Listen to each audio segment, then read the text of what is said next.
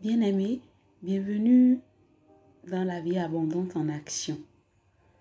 De par cette chaîne, nous aurons des temps d'évangélisation, des partages pour exhorter, pour étudier la parole de Dieu, enseigner également conformément à la source de la vie abondante, l'auteur du salut éternel, qui est notre Seigneur Jésus-Christ.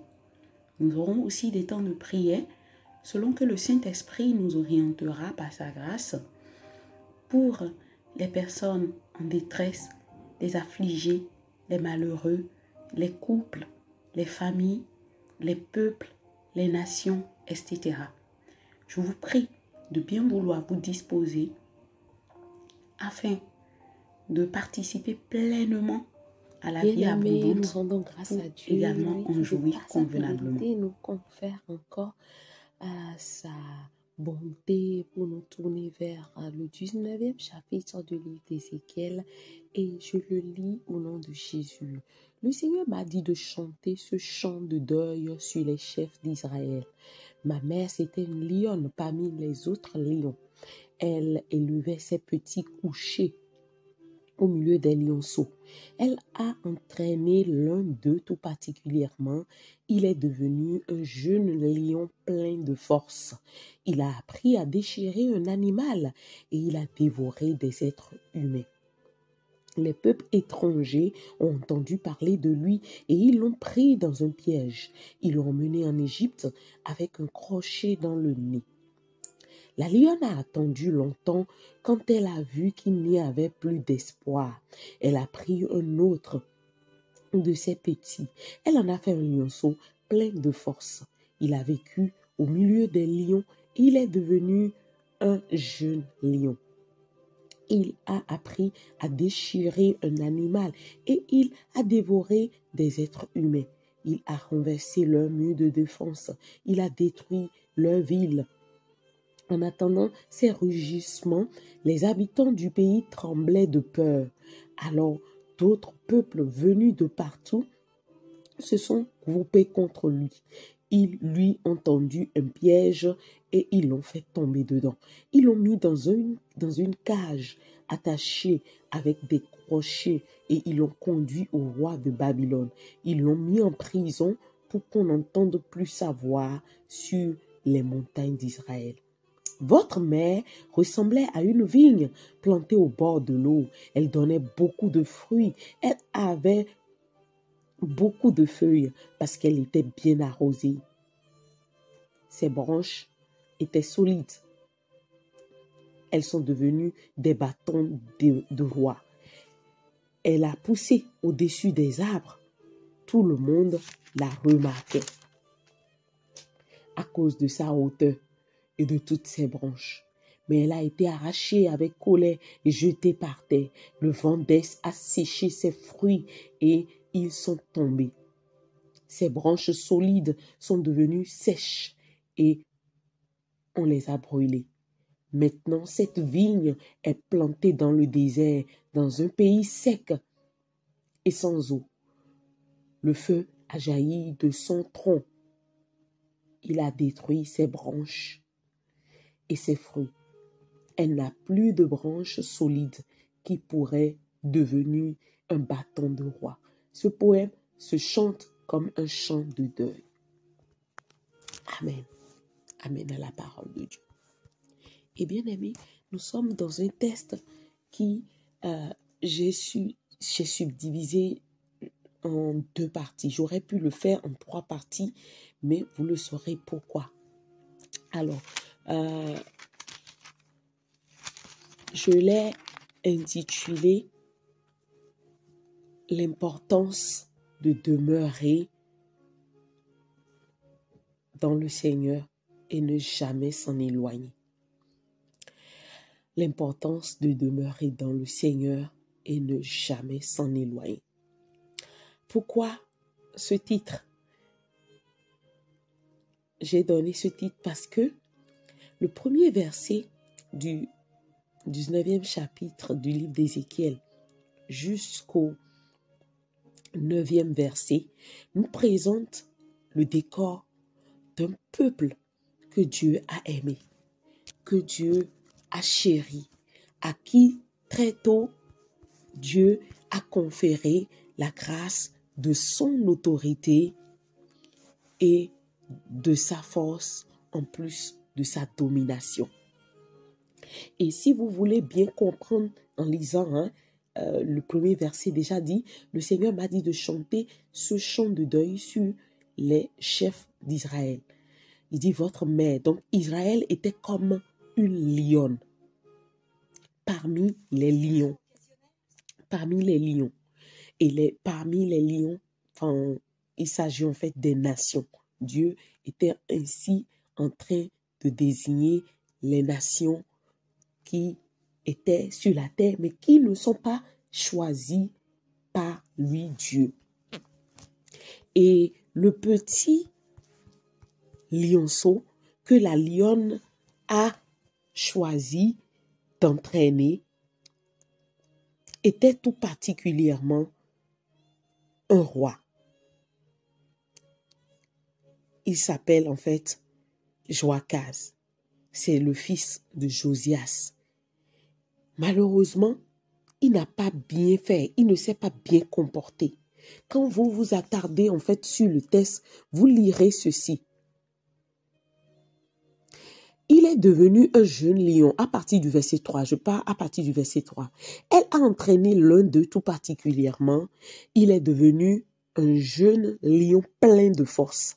Il a appris à déchirer un animal et il a dévoré des êtres humains. Il a appris à déchirer un animal, mais il a dévoré des êtres humains. Et on peut se poser la question de savoir, mais pourquoi un animal, au lieu de manger l'animal, son semblable ou bien des végétaux, qu'est-ce qui lui est arrivé pour qu'il se mette à déchirer les êtres humains? Et ce roi, dans le temps, ce qu'il avait fait, si vous voulez mieux comprendre son histoire, je vous renvoie dans 2 Rois, chapitre 23, à partir du verset, lisez l'entièreté, mais si vous vous attardez précisément sur le verset 30 au 34, vous allez voir comment ce qui a fait en sorte qu'il a été vraiment mauvais aux yeux de Dieu. Parce qu'il a régné 3 mois à Jérusalem. Sa mère s'appelait Amutal, fille de Jérémie de Libna. Donc, il était mauvais aux yeux de Dieu parce que il ne respectait pas la volonté de Dieu. Il ne respectait pas le plan parfait de Dieu. Et ça doit vous rappeler quelque chose. Parce que personnellement, je me suis posé la question, mais Dieu, n'est-ce pas toi qui veux que nous dominions? Et il m'a dit, mais oui, Balbine, je veux que vous dominez, mais pas sur vos semblables. Pas sur vos semblables. Parce que qu'est-ce que ma parole vous dit dans le livre de Genèse? Allons dans le livre de Genèse, chapitre 2, je pense verset 16. Verset 16, je le lis. Je le lis.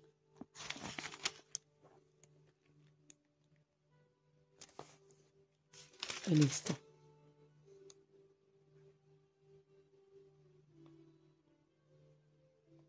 Alors, non, c'est plutôt le chapitre 1. Le chapitre 1, verset 26. Dieu dit, faisons les êtres humains à notre image et qu'ils nous ressemblent vraiment.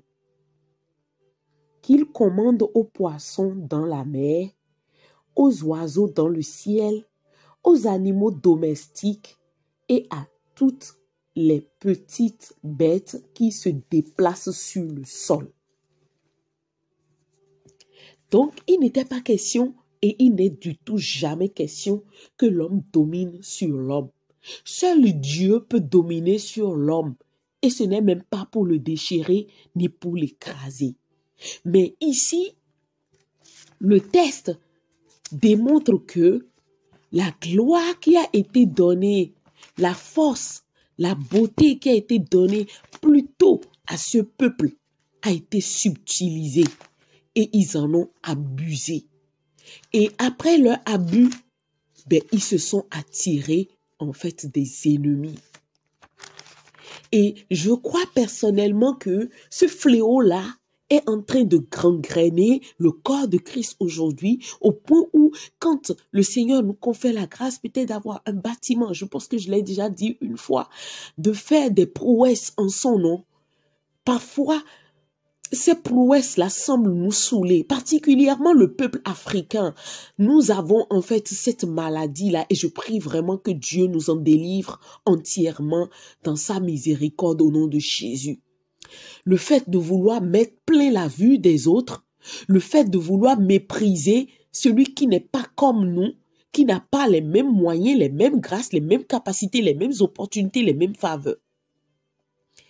C'est mauvais aux yeux de Dieu. Parce que vous pouvez voir dans le texte ici, à partir du verset 1 du livre d'Ézéchiel chapitre 19 jusqu'au 9, les deux fois que Dieu a donné sa grâce à ce peuple, d'accord, pour se déployer et mener une conquête, c'était pour tergiverser les hommes. C'était pour les terroriser. Ce n'est pas moi qui le dis. Le verset 7 l'a bien dit. Il dit, il a renversé leur mur de défense. Il a détruit leur ville. En attendant ces rugissements, les habitants du peuple tremblaient de peur. Et particulièrement le roi qui en a été l'auteur de ces actes ignobles et horribles dans ce temps-là, après Joachaz, c'est le roi Joachim. Et sa tyrannie était pire que celle de Joachaz sur les nations autour d'elle. Bien-aimés, moi je pense que c'est vrai que les hommes ne veulent pas du Seigneur, mais si vraiment nous marchons en mettant en avant le fruit de l'esprit, je crois que le Seigneur peut toucher beaucoup de cœurs. Je crois que le Seigneur peut changer beaucoup de vies. Oui, ça me rappelle une référence biblique qui dit que, je crois que ça dit en fait ceci. Avec une langue, on peut finir par briser les os du chien. Je vais trouver la référence et la mettre en fait en dessous de la description, dans la description.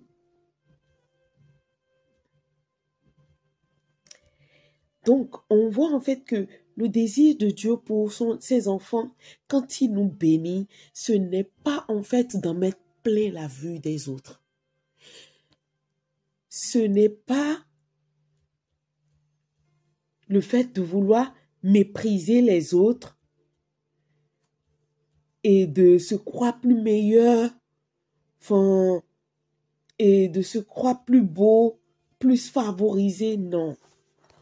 Il veut que nous vivions dans la discrétion, dans la douceur, dans l'amour, dans la fidélité. Et ce désir-là venant de lui est ce qui peut aussi nous aider à nous préserver des mauvais yeux. Parce que finalement, c'est vrai que oui, il se lève pour nous délivrer. Il se lève en fait pour nous sauver. Toutefois, nous souffrons d'abord. Toutefois, cela nous fait beaucoup de mal d'abord. Toutefois, nous en pâtissons. Cela rend pénible notre vie. Voilà le verset dont je suis en train de parler. C'est Proverbe 25, verset 15.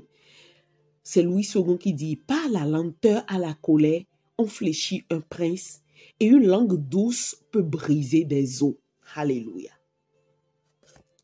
Donc, on peut comprendre ici la première partie, d'ailleurs, je l'ai intitulée « L'inutilité de la tendance charnelle ». La tendance charnelle, elle est inutile. Et nous devons comprendre que tant que nous sommes dans une gloire quelconque, une bénédiction quelconque, et que nous livrons à la chair, nous rendons la bénédiction inutile. Nous rendons également nos vies inutiles aux yeux des autres. Et nous nous ferons déchirer avant même que le Seigneur ne vienne à notre secours. C'est quand il aura pitié de nous qu'il viendra nous délivrer pour que cette déchirure n'ait pas raison de nous. Le verset 10 du psaume 46 pouvait dire ceci. Le psaume 46, verset 10, il dit ceci. Il arrête les combats jusqu'au bout du monde. Il brise les arcs. Il détruit les lances. Il met le feu au bouclier. Qui c'est qui fait ça? C'est Dieu qui le fait. Le Seigneur crie, arrêtez et reconnaissez que je suis Dieu. Je remporte la victoire sur tous les peuples. Je remporte la victoire sur toute la terre. Alléluia. Et je vois que c'est d'ailleurs la raison pour laquelle le Seigneur Jésus nous a dit de prier pour nos ennemis. Mais nous sommes dans un temps où, aujourd'hui, cette prière n'a plus de sens dans nos églises. Y compris moi-même, j'ai été, à un moment donné, je l'ai arrêté. J'ai été de ceux qui priaient contre mes ennemis. Jusqu'au moment où le Seigneur m'a interpellé pour me dire, mais ma fille, je ne t'ai pas instruit ainsi. Qu'est-ce que je t'ai dit dans ma parole? Je t'ai appris à prier pour l'ennemi. Et avant, quand tu le faisais, est-ce que tu te rappelais comment je travaillais le cœur de l'ennemi pour le ramener à moi parce que je ne veux pas la mort de l'ennemi? Et dans cette proverbe ici que le Seigneur a utilisé, cette complainte qui est une chante de lamentation malheureusement, qu'est-ce que Israël a fait? Il a terrorisé ses semblables. Il a terrorisé les nations autour d'elle. Alors que Dieu, son désir était de les sauver. Et à un moment donné, Dieu, maintenant, la deuxième partie que j'ai intitulée « La préciosité de demeurer dans le Seigneur » afin de porter de fruits. Il révèle comment il est comme une vigne plantée près des eaux, où elle portait son fruit en sa saison. Et à travers même ses branches, il en avait qu'on en prenait pour faire le bâton des rois. Donc là, le Seigneur était en train de montrer que en demeurant en moi qui suis votre Créateur, vous vivrez dans la quiétude, dans le repos, et vous serez arrosés. Tant que vous pouvez rester attaché à moi, comme le verset du livre de Jean, je pense, chapitre 15, verset 5 dit, je suis le sceptre. Attendez, je ne vais pas charcuter en fait le texte, je vais bien le lire, j'y vais là. C'est Jean chapitre 15, verset 5. Je le lis. Jean chapitre 15, verset 5. Je suis la vigne, dans ma version ici. Vous êtes les branches. Si quelqu'un reste attaché à moi, comme je suis attaché à lui, il donne beaucoup de fruits. En effet, sans moi, vous ne pouvez rien faire. Alléluia.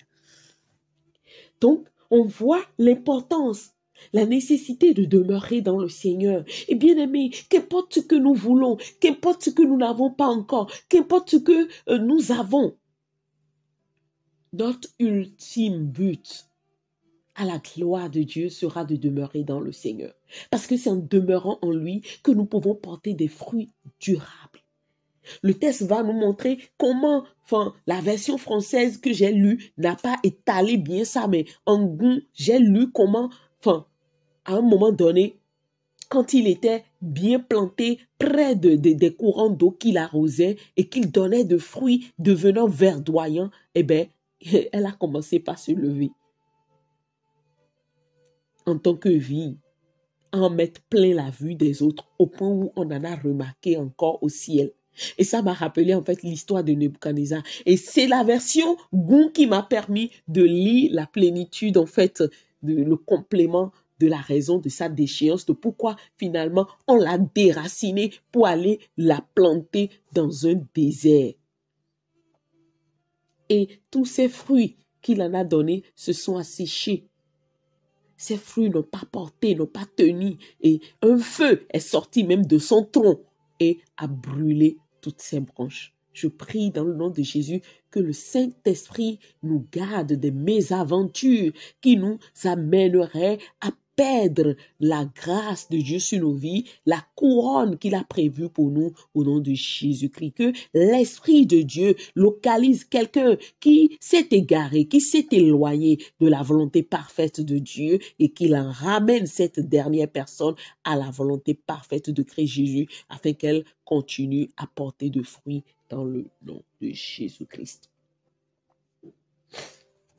Donc, pour résumer brièvement ce texte qui est juste de 14 versets, on a vu dans la première partie comment très tôt on a conféré la gloire, la force à Israël, mais il en a fait pour dominer ses semblables. Dieu ne l'avait pas appelé. Dieu ne nous a pas appelés à dominer nos semblables. Il nous a appelés à nous aimer. Il nous a appelés à marcher dans sa volonté. Et c'est d'ailleurs en faisant cela que nous pouvons amener les gens, les incroyants à Christ Jésus. Cela s'appelle la sagesse. Mais Israël, selon cette complète que Dieu a mis dans la bouche d'Ézéchiel, n'a pas fonctionné ainsi et cela lui a coûté parce que qu'est-ce qui s'est passé? Si vous voyez les deux rois dont j'ai parlé là, si vous lisez leur histoire, vous allez voir comment ils ont été menés respectivement en captivité, l'un en Égypte, l'autre en Babylone.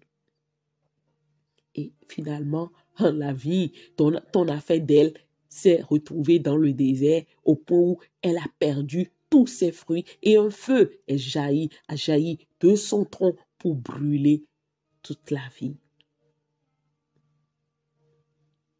Et nous, dans notre génération aujourd'hui, nous devons en tirer une leçon parce que si cette parole, elle reste et qu'on en étudie, on en partage à propos, c'est parce que le Seigneur veut nous apprendre quelque chose. Moi, la première.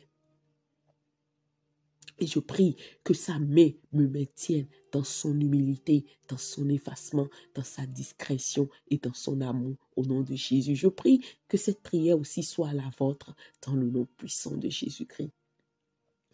Il y a des tests que j'ai rajoutés.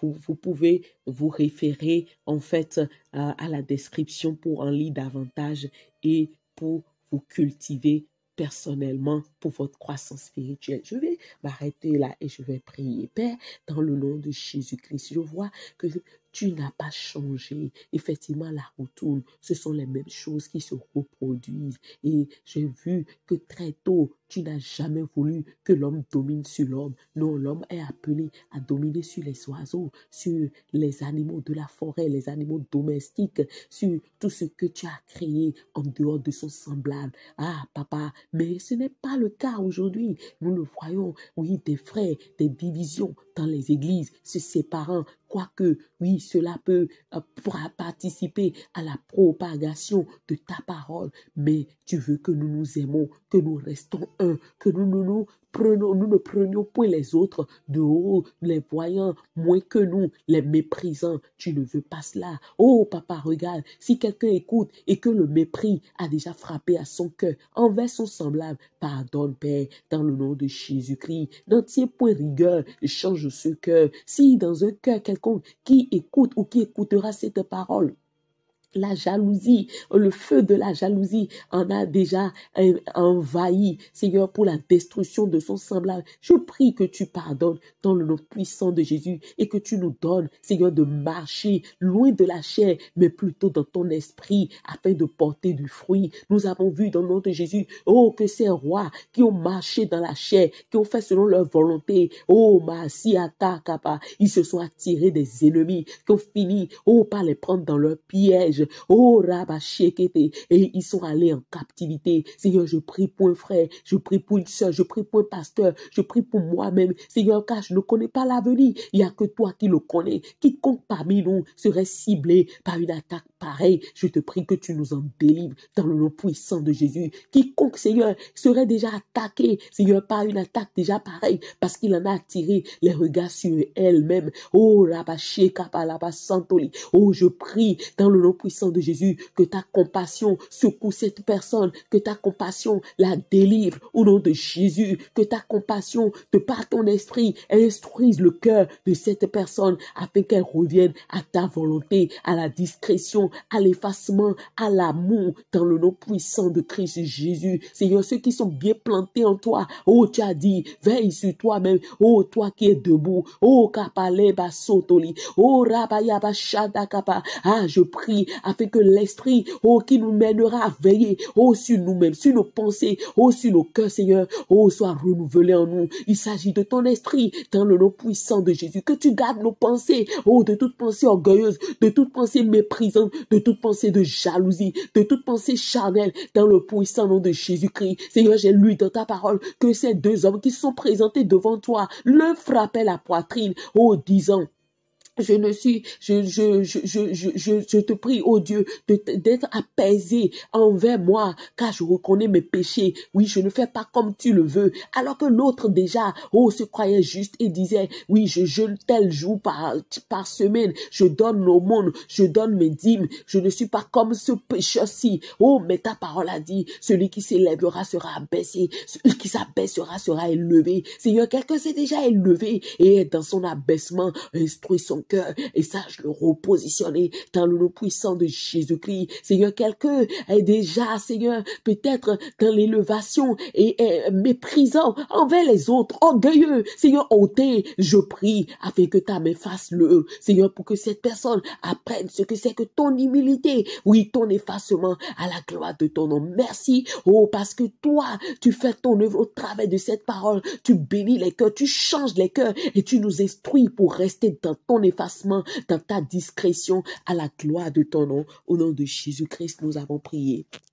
Amen. Alors, bien-aimés, je veux ici appeler pour le salut en Christ Jésus. Oui, le salut en Christ Jésus est très important. Le salut dans la vie de l'homme sur terre est essentiel. Et quiconque contourne de cela a tout perdu. Vous pouvez tout avoir. Si vous n'avez pas le salut en Christ Jésus, vous n'avez mais rien. Voilà pourquoi je vous appelle par l'intermédiaire de la voix du Seigneur Jésus-Christ. Laissez Jésus vous trouver. Laissez-le vous rencontrer. Laissez-le vous sauver. Il pardonne tous vos péchés. Il efface toutes vos transgressions. Il ôte toutes vos iniquités. Et il change vos cœurs afin de faire de vous une nouvelle personne à la gloire de son nom. Tournez-vous vers lui avant qu'il ne soit trop tard. Je n'irai pas plus loin. Recevez mes salutations et recevez tout autant les salutations de notre Seigneur Jésus-Christ. À très bientôt dans un autre temps de la vie et la vie en abondance. Au revoir.